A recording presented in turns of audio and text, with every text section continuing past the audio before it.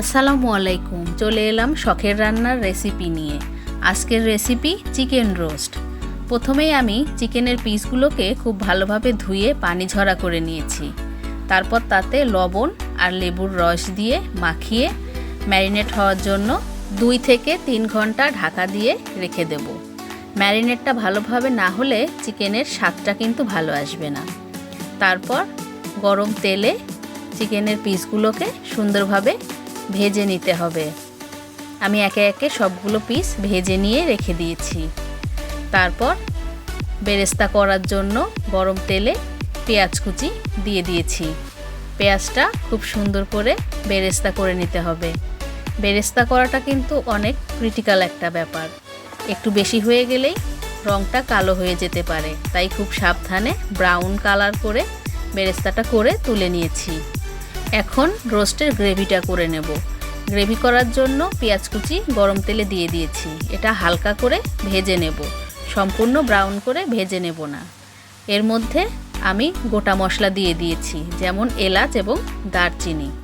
দিয়ে দেব পেঁয়াজ বাটা, আদা বাটা, রসুন বাটা এবং জিরে বাটা।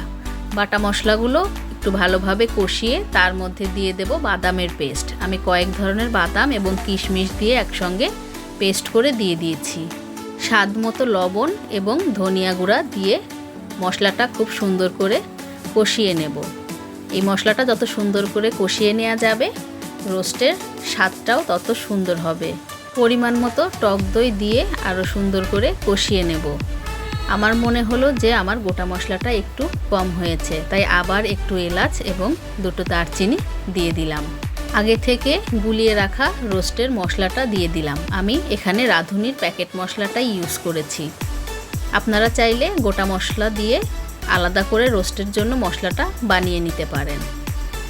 তো ভালোভাবে গ্রেভিটা কষিয়ে যখন উপরে তেল চলে আসবে, তখন দিয়ে দেব তরল দুধ।